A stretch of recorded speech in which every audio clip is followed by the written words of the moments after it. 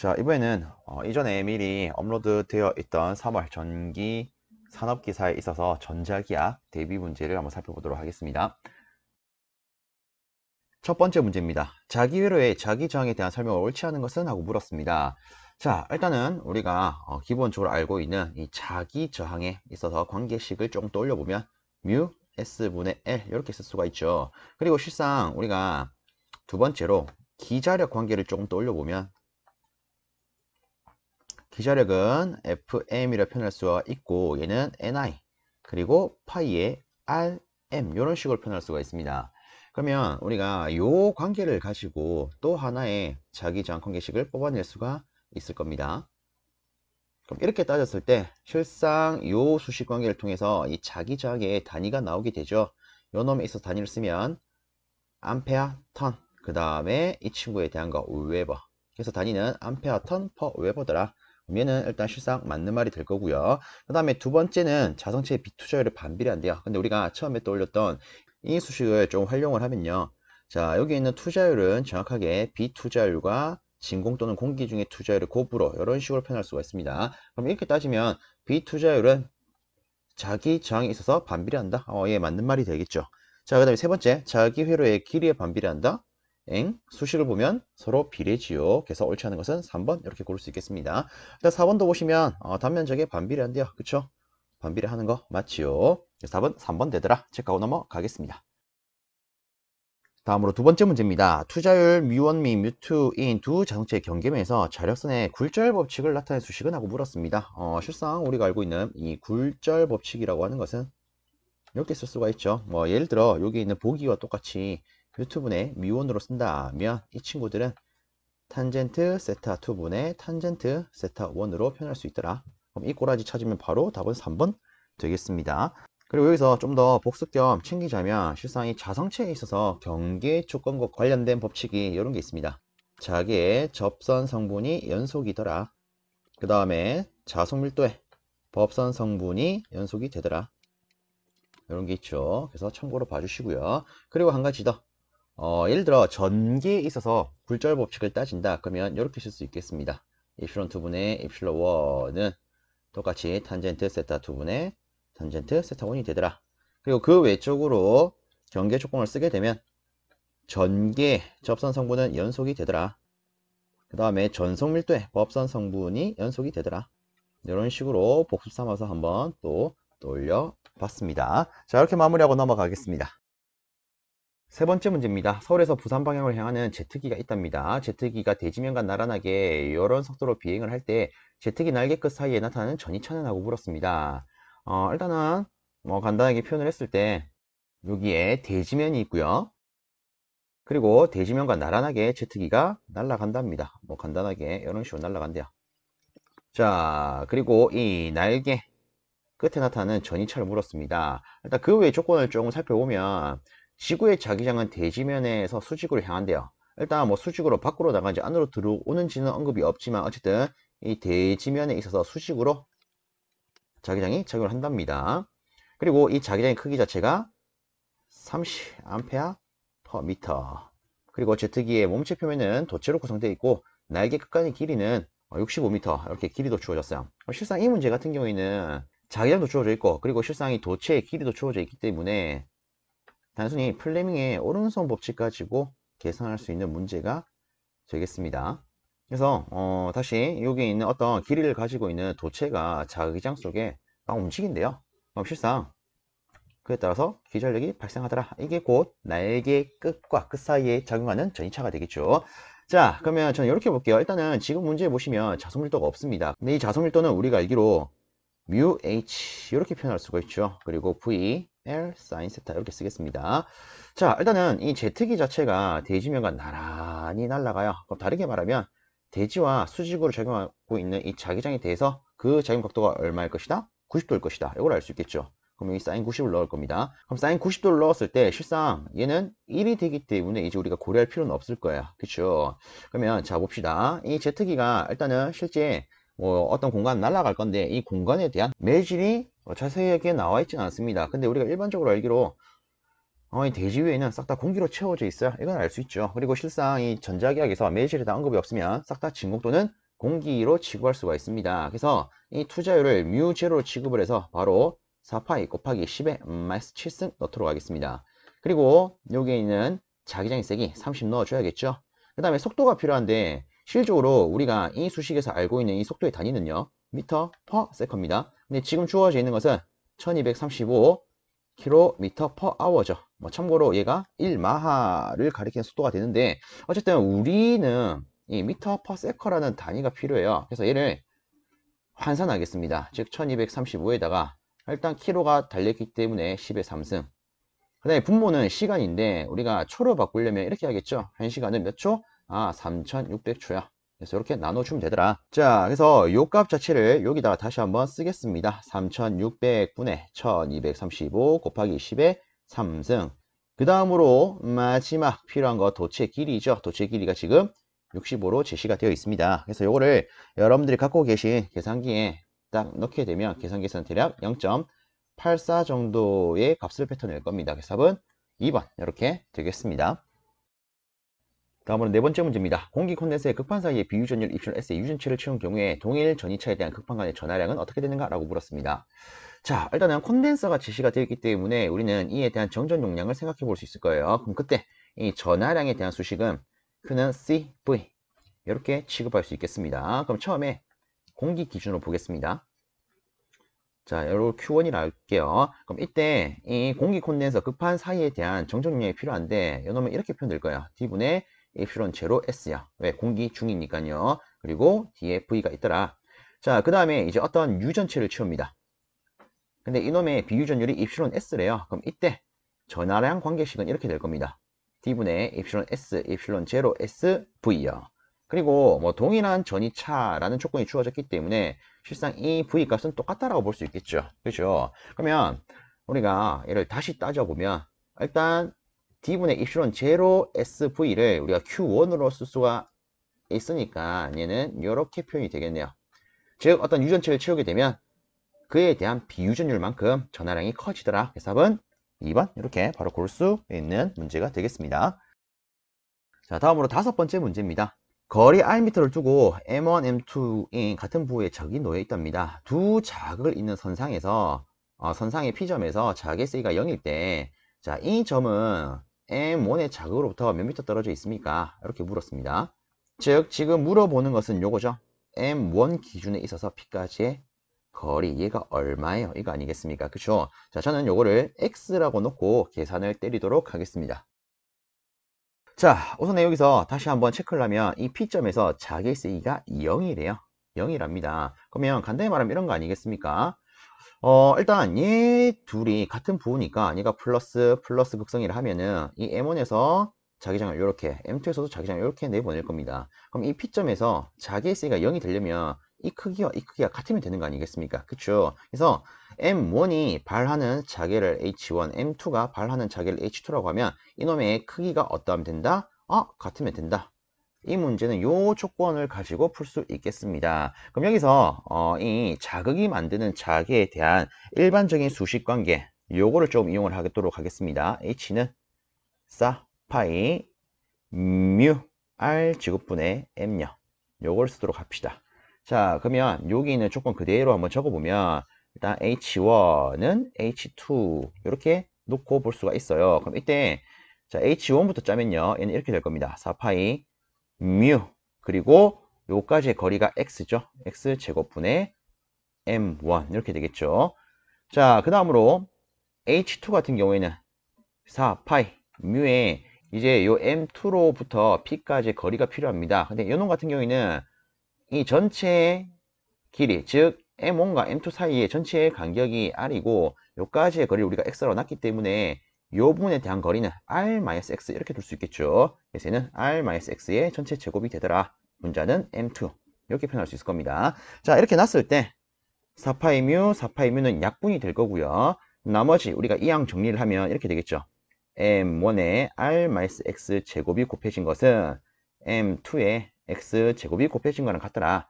그럼 여기서 우리가 양변을 루트 씌우면 이렇게 될 겁니다. 루트 m 곱하기 r-x는 루트, 요거 루트 m1이죠. 그 다음에 여기는 루트 m2 곱하기 x요. 자, 여기서 요놈 분배 법칙을 적용을 하게 되면 얘는 이렇게 될 겁니다. 루트 m1r 마이너스 루트 m1x는 루트 m2x가 되더라. 자, 그럼 요놈을 이항을 해서 정리합시다. 루트 m1r은 자, x로 바로 묶어내게 되면 이렇게 되겠죠. 루트 m1 플러스 루트 m2x요. 그럼 다시 우리가 이 x에 대해서 수식을 이항하게 되면 루트 m1 더하기 루트 m2 분의 루트 m1r 이런 식으로 뽑아낼 수 있겠습니다. 그래서 이 꼬라지를 찾으면 답은 3번 되겠죠. 자, 이렇게 정리하고 넘어가도록 하겠습니다. 다음으로 6번째 문제입니다. 도체 2를 Q 쿨롱으로 되는 도체 1에 접속을 하면 도체 2가 얻는 전하는 몇 쿨롱이 되는지 전위 개수로 표시하면 이렇게 주어졌습니다. 실상 이 문제 같은 경우에는 실제 이 규칙성을 조금 챙기신 분들이라면 요거는 간단하게 챙길 수가 있습니다. 보통 저는 이렇게 안내를 드리는데 일단 항상 전위 개수 형태로 묻는 문제가 나오면 웬만하면은 플러스, 마이너스 2, 플러스가 들어간 게 답이 됩니다.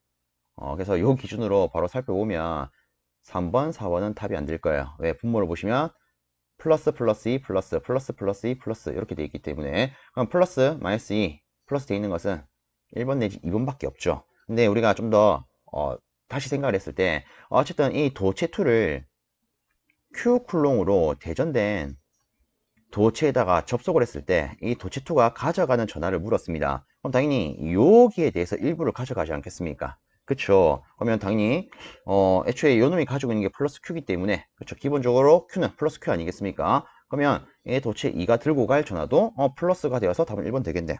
끝? 실제 이 문제의 답은 1번입니다. 근데 요거를 일단 한번 풀어서 해석을 한번 해보도록 하겠습니다. 자, 일단 뭐 간단하게 이렇게 취급을 합시다. 자, 여기에 두 개의 도체가 있어요. 자, 요놈이 1번 도체, 요놈이 2번 도체라고 할 때 지금 지문을 보시면 1번 도체만이 Q쿨롱으로 대전이 되어 있습니다. 그럼 다르게 말하면 도체 2, 요놈 같은 경우에는 전하가 있다 없다? 없다. 0쿨롱이다. 이렇게 볼 수 있겠죠. 자, 그러면 여기서 또 한 가지 생각을 할 수 있는 것은 어쨌든 얘를 접촉을 시킵니다. 접촉을 시키게 되면 이 전하의 일부를 이 친구가 갖고 갈 거예요. 그러면 이때 얘가 갖고 간 전하를 Q2라고 놓을 거고요. 그리고 이 Q2가 빠져나가고 남게 되는 전하량, 즉 1번 도체가 갖게 되는 전하량을 Q1이라 놓겠습니다. 그럼 여기서 우리가 다르게 표현한다면 이 Q1이라고 하는 것은 이렇게도 표현할 수 있겠죠. 전체 전하 Q에서 Q2가 빠져나간 거랑 같아요. 그렇죠. 자, 이 상태에서 우리가 알고 있는 이 전위 계수 관계식을 조금 쓰면 이렇게 될 겁니다. 일단 1번 도체에 대한 전위 계수는 P11 Q1 더하기 P12 Q2 이렇게요. 자, 그 다음에 2번 도체에 대한 전위계수 V2 같은 경우에는 P21 Q1 더하기 P22 Q2 이렇게 표현될 거예요. 자, 근데 여기서 중요한 건 이런 거죠. 어쨌든 얘를 접촉을 시켰습니다. 그리고 전하가 이렇게 빠져나가게 되면 최종적으로는 어쨌든 같이 붙어 있기 때문에 두 놈의 전위는 동일해질 겁니다. 그럼 우리가 최종적으로 봤을 때는 이렇게 놓고 해석할 수가 있겠죠. 그럼 여기서 이 Q1 대신에 Q-Q2를 넣어서 수식을 풀어나가도록 하겠습니다. 그럼 이렇게 될 거야. P11에다가 Q-Q2 더하기 P12 Q2 다시 어쨌든 이 두 놈은 같기 때문에 P21에다가 Q1 대신에 Q-Q2 더하기 P22 Q2 자, 이렇게 놓고 분배를 하게 되면 이렇게 될 겁니다. P11Q 마이너스 P11Q2 그 다음에 더하기 P12Q2 이꼴 P21Q 마이너스 P21Q2 더하기 P22Q2 자, 이렇게 놓고 좌측은 Q 기준으로 우측은 Q2 기준으로 수식을 몰아버리도록 하겠습니다. 그러면 이제 이렇게 표현될 거예요. 자, 여기서 실상 이 P1, 2는 P2, 1과 같습니다. 그쵸? 서로 간에 주고받는 성분은 같죠? 그러면 이놈과 이놈이 같기 때문에 얘들은 이렇게 쓸 수 있을 거야. 자, 일단 쓰면서 우리가 자, 요거는 Q로 좀 묶어내겠습니다.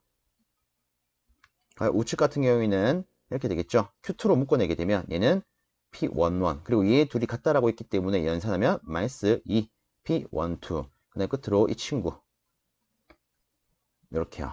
그럼 어쨌든 우리가 뽑아야 되는 것은 Q2이기 때문에 Q2에 대해서 이항을 하게 되면 이렇게 만들 수 있겠습니다. 그래서 이렇게 보더라도 답은 1번 나오죠. 솔직히 우리가 시험장 가가지고 언제 이렇게 해석하고 앉아 있겠습니까? 그죠? 그래서 간단하게 제가 애초에 말했던 것처럼 플러스 마이너스 2 플러스 2는 기준이 답이 될 것이다. 그렇죠? 이런 기준으로 한번 챙겨가 보시길 바랍니다. 실제 이 개념 가지고 진짜 웬만한 거는 다 맞추실 수 있으실 거예요. 자, 이 정도로 마무리하고 넘어가겠습니다. 다음으로 7번째 문제입니다. 원점 주위의 전류 밀도가 이런 분포를 가질 때 반지름 5cm의 구면을 지나는 전 전류는 하고 물었습니다. 자, 일단은 전류 밀도가 주어져 있기 때문에 우리는 전류 밀도 관계식 요걸 가지고 계산할 수 있을 거예요. 자, 지금 얘가 전류 밀도죠. 그러면 어떤 면적에 있어서 그 면적에 흐르는 전류 이런 식으로 우리가 수식 관계를 짤 수가 있습니다. 그럼 여기서 어쨌든 우리는 전 전류를 계산한 거기 때문에 이 양을 해서 이렇게 계산할 수 있겠죠. 자, 여기서 한 가지만 좀 체크를 하도록 하겠습니다. 일단 지문을 보시면 구면을 지나는 전전류라고 주어졌어요. 그럼 실상 우리가 해석해야 되는 이놈에 있어서 그 형태는 뭘로 되어 있다? 구로 되어 있다. 이걸 알 수가 있겠죠. 그래서 형태 기준은 구가 됩니다. 그리고 한 가지만 더 체크를 더 하자면 일단은 전류 밀도가 지금 벡터로 주어져 있어요. 이놈이 방향 벡터겠죠. 근데 우리가 구하고자 하는 답의 보기를 보면 방향 벡터 성분이 없습니다. 그러면 이제 우리는 이렇게 생각할 수 있겠죠. 요 문제는 전 전류에 있어서 크기를 계산하라는 문제가 되겠구나. 그쵸? 자, 그럼 이 기준으로 한번 따져 보겠습니다. 그러면 이제 필요한 것은 이 전류 밀도의 크기예요. 그래서 방향 벡터를 제외하고 크기만 쓰면은 R분의 2가 됩니다. 자, 그 다음에 면적이 필요한데 우리가 지금 해석을 하고자 하는 이놈에 있어서 형태 기준이 뭐다? 9라고요. 그럼 9에 있어서 면적은요, 이렇게 쓸 수 있겠죠. 4파이 R 제곱요. 자, 이거는 물론 이제 다들 알고 계시겠지만 우리가 복습 겸 한번 더 살펴보도록 하겠습니다. 보통 시험 문제에 원에 대한 수식 관계와 구에 대한 수식 관계를 필요로 하는 경우가 있습니다. 원에 있어서는 보통 묻는 게 원의 둘레, 다리 말하면 원주의 길이죠. 그 다음에 원의 면적. 자, 구 같은 경우에도 일단은 면적, 다르게는 표면적이라고 쓰겠습니다. 하나는 최적. 자, 원 둘레 같은 경우에는 제가 이렇게 보겠습니다. 이 원이나 구나 반지름 기준은 R이다. 아시겠죠? 반지름 R로 구성된 원, 구입니다. 그럼 이때 둘레는 2파이 R 이렇게 쓸 수가 있습니다. 그다음에 면적은요, 파이 R 제곱 이렇게 쓸 수가 있죠. 자, 그 다음에 구의 표면적은 4파이 R 제곱 이렇게 쓸 수가 있습니다. 우리가 방금 썼던 이 값이죠. 그 다음에 최저값은 3분의 4 파이 R 3승이 되죠. 그래서 이렇게 다시 한번 상기시켜 봤습니다. 자, 어쨌든 우리가 이 관계를 가지고 다시 보면 이 R은 하나씩 약분이 될 거예요. 그럼 다 있으면은 두 개 곱하니까 8 파이 R 되겠네요. 그쵸? 근데 여기서 지금 반지름이 어떻게 주어져 있다? 5cm로 주어졌더라. 그럼 여기다가 우리가 미터로 바꾼 0.05 넣어야겠지요. 그래서 답은 0.4 파이 암페어가 되겠습니다. 그래서 우리는 4번 이렇게 답을 고를 수 있겠네요. 자, 이렇게 체크하고 넘어갑니다. 다음은 8번째 문제입니다. 반지름 Am인 비접지 구도체 중심으로부터 Dm 떨어진 곳에 플러스 Q에 점전환을 놓고 전기 영상법을 이용하 못하겠죠. 이용하여 공간을 해석하려고 한다. 이 경우 이 경우 영상 전화의 개수와 전화량의 총합은 어떻게 되는가? 라고 물었습니다. 단, 이런 관계가 있대요. 자, 일단 간단히 표현하면 이런 개념이 되겠죠. 여기에 반지름 Am인 도체 구가 있습니다. 자, 요놈 중심으로부터 Dm 떨어진 곳에 점전하 플러스 Q가 있대요. 얘를 우리가 다르게는 진전하라고도 부를 수 있죠. 진짜 존재하는 전하요. 자, 어쨌든 얘를 어떻게 해석할 것이다? 전기 영상법을 가지고 해석할 것이다. 이렇게 주어졌는데, 일단은 우리가 일반적으로 아는 전기 영상법 기준으로 좀 보도록 하겠습니다. 보통 이제 일반적으로 나오는 것은 접지 구도체 기준이에요. 그쵸? 그럼 보통 우리가 일반적으로 배우기로는 이렇게 배웁니다. 실상 이 도체를 접지를 하게 되면 이놈의 표면 전위는 0이 됩니다. 왜? 대지와 접속이 되어 있기 때문에. 그쵸? 근데 실상은 여기 밖에 있는 진전하가 실질적으로 이 도체에 영향을 주게 됩니다. 그래서 여기도 전하가 나타날 수가 있는데 실제 접지를 하면 0이 된대요. 그래서 우리가 이것을 쉽게 나타내기 위해서 도입한 개념이 전기 영상법 아니겠습니까? 그렇죠? 즉 여기다가 영상 전화가 있어요. 요거죠. 그래서 뭐 예를 들어 Q-가 있대요. 특히 이 영상 전화 같은 경우에는 어쨌든 이 표면 전위를 0으로 맞추기 위해서 필요한 거기 때문에 우리가 그 수식 관계로 따지자면 일단 부는 마이너스가 되는 걸 확인할 수가 있습니다. 그쵸? 이거 좀 더 정확하게 따지면 D분의 A, Q가 되더라. 그래서 실상 이 접지 도체구 같은 경우에는 영상 전화가 한 개 존재하게 됩니다. 근데 문제는 지금은 이 접지 도체구가 아니라 비접지 도체구예요. 그쵸? 자, 그러면 다시 한번 나타내 보도록 하겠습니다. 자, 여기에 도체구가 있고요. 이 친구의 반지름이 A. 그리고 이 중심으로부터 D 되는 위치에다가 진전화 플러스 Q가 있더라. 자, 그럼 볼게요. 실상 이렇게 접지가 되어 있지 않는 경우에는 우리가 이렇게 볼 수가 있습니다. 이 밖에 있는 이 진전하로 인한 정전 유도 작용에 의해서 여기에는 마이너스 전화가 플러스 전화가 마이너스 전화가 플러스 전화가 이렇게 생길 거야. 그쵸? 근데 자 보세요. 실상 우리가 알기로 일반적으로 전하는요 도체 표면에만 존재를 합니다. 다르게 말하면 이 내부에는 존재한다 안 한다? 안 해요. 맞습니까? 그러면 결국은 이 외부에 있는 이 진전화로부터 표면에 일단 전하가 나타나게 될 거고 이 내부는 싹 다 없어야 되지 않겠습니까? 그죠? 근데 자 보세요. 우리가 익히 아는 전기 영상법 기준으로 하면은 내부에 영상 전화가 어떻다고요? 한 개 있다고요. 그럼 우리는 이제 이렇게 볼 수 있을 겁니다. 어쨌든 간에 내부에는 전화가 존재하지 않아야 되기 때문에 실상 영상 전화는 없어야겠네요. 그쵸? 근데 실질적으로는 어쨌든 정전 유도 작용으로 인해서 이렇게 전하는 나타날 수가 있습니다. 그래서 요거를 표현하기 위해서는 이렇게 표현할 수 있습니다. 이 외부에 있는 이 진전화로부터 이 내부에 우리가 접지 때 해석했던 거랑 똑같이 뭐 요런 전하가 생길 거야. 근데 실상 얘는 이제 플러스가 되겠죠. 그죠? 근데 기본적으로 접지가 되어 있지 않다면 어쨌든 이 내부에는 전하가 존재하면 안 돼. 그래서 이놈을 없애주기 위해서 또 하나의 영상 전하가 있겠구나. 이렇게 놓을 수 있을 겁니다. 그래서 이렇게 해석을 하게 되면 실상 비접지 도체구에 있어서 영상 전하 몇 개 나온다? 두 개요. 실질적으로 얘들이 서로 상반되는 부호를 갖고 있기 때문에 얘들의 합은 0이 됩니다. 그럼 다시 영상 전화 두 개가 있는데 이놈의 합 자체가 0이 되기 때문에 이 공간에 나타나는 전체 전하량은 누구밖에 없겠습니까? 얘밖에 없겠죠. 그래서 전체 전하량의 총합은 얘는 0이기 때문에 플러스 Q만 남겠네. 그래서 답은 이렇게 따질 수 있겠습니다. 그래서 혹시나 앞으로 뭐 비접지 도체구에 대한 영상 전화 개수 묻는다 라고 치면은 똑같은 크기인데 부호가 상반되는 형태로서 두 개가 존재하는구나 이런 식으로 바로 떠올리시길 바랍니다. 다음으로 9번째 문제입니다. 맥스웰 전자방정식에 대한 설명으로 잘못된 것은 하고 물었습니다. 자, 일단 보시면 뭐 폐곡면을 통해서 나오는 전속은 그리고 폐곡면을 통해서 나오는 자속은 폐곡선에 따른 전개 선적분은 폐곡선에 따른 자개 선적분 이렇게 되어 있습니다.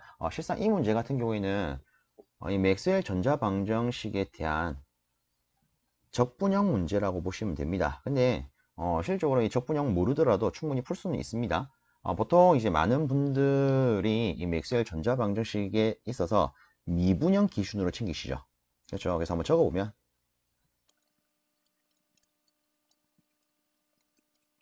이렇게 쓸 수가 있습니다. 그렇죠. 자, 그럼 보겠습니다. 일단은 간단하게 우리가 연기를 지어서 보면 어쨌든 전속에 대한 거예요. 그쵸? 실상 여기서 전속에 대한 개념을 바로 접목할 수 있는 것은 이 전속 밀도가 있습니다. 자, 요 놈은 폐곡면 내의 전하량과 같대요.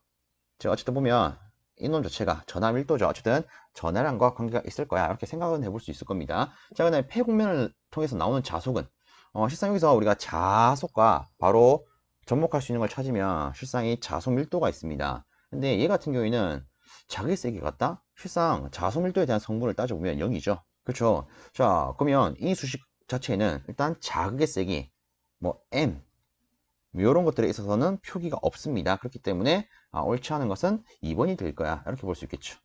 자, 그 다음으로 뭐 3번도 간에 살펴보면 폐곡선에 따른 전개의 선적분은 뭐 폐곡면 내를 통하는 자속의 시간 변화율과 같다라고 되어 있는데 간단하게 이렇게 보겠습니다. 어쨌든 전개 아닙니까? 그럼 요 수식에 있어서 전개가 있는 것은 얘밖에 없어요. 그렇죠? 그럼 여기서 얘를 간단하게 이렇게 따지겠습니다. 일단 자속 밀도 같은 경우에는 면적분의 자속 이렇게 쓸 수 있겠죠. 그렇죠? 어쨌든 자속의 시간 변화율이 있는 것 같다 이렇게 취급할 수는 있을 거예요. 네 번째, 폐곡선에 따른 자기의 선적분. 즉 자기에 대한 것은 폐곡선을 통하는 전류와 전속의 시간적 변화를 더한 것 같답니다. 실제 저는 이렇게 표현했는데 실질적으로 여기에 있는 이 친구, 즉 도전율과 전기의 곱은 실제 흐르는 전도 전류로 표현할 수가 있습니다. 그렇죠? 그 다음으로 뒤에 요 항은 라운드 t분의 라운드, 특히나 전소 밀도 같은 경우에는 면적분의 전속으로 쓸 수가 있죠. 그래서 이렇게 따지면 전류와 시간에 대한 전속의 변화를 합한 것 같더라 이렇게 해도 볼 수 있겠죠. 그래서 답은 2번이 되더라 이렇게 되겠습니다. 다음으로 10번째 문제입니다. 액체 유전체를 포함한 콘덴서의 용량이 30 마이크로페럿이래요. 여기에 500V 전압을 가했을 때 누설 전류는 약 얼마입니까? 라고 물었습니다. 단 유전체 비유전율은 요렇게럼 고유정은 이렇게 주어져 있다라고 제시가 되어 있습니다. 자, 일단은 요거는 이렇게 보겠습니다. 실질적으로 이 누설 전류를 계산하는 거기 때문에 우리가 누설 전류에 대한 관계성을 떠올릴 필요가 있습니다. 근데 어쨌든 전류기 때문에 R분의 V 이렇게 따지면 되겠죠. 그쵸? 근데 여기서 이 R은 이제 누설 저항이 될 거예요. 그럼 여기서 이 누설 저항은 이런 관계가 또 있습니다. RC는 로우 입실론요. 그쵸? 그래서 얘를 R에 대해서 이항을 하게 되면 C분의 로우 입실론이 되고요. 다시 쓰면 자, 여기에 대입을 하면 로우 입실론 분의 CV 이렇게 표현할 수 있겠습니다. 그럼 여기다가 우리가 주어진 거 그대로 넣으면 되겠죠. 정전용량 30 마이크로니까 10의 마이너스 6승, 그 다음에 전압 500, 그 다음에 고유장 10의 11승, 그리고 비유전율 2.2. 근데 조심하셔야 되는 것은 실질적으로 여기 있는 것은 전체 유전율이 됩니다. 그렇죠? 그럼 이것 자체가 비유전율 곱하기 공기 또는 진공 중의 유전율 아니겠습니까? 그래서 여기다가 이 친구도 적용을 해줘야겠죠. 즉 8.855 곱하기 10의 마이너스 12승요. 그래서 보통 얘를 빼먹고 계산하시던데 요거는 꼭 체크하셔야 됩니다. 그래서 어쨌든 간에 요거를 여러분들 갖고 계신 계산기에 넣으시면 계산기에서는 7.7 곱하기 10의 마이너스 3승 암페어예요. 이런 값을 뱉어낼 겁니다. 근데 요 지문에서 물어본 것은 밀리암페어이기 때문에 바로 우리는 7.7 밀리암페어예요. 이렇게 답을 골라낼 수 있겠죠. 자, 이렇게 체크하고 넘어갑니다.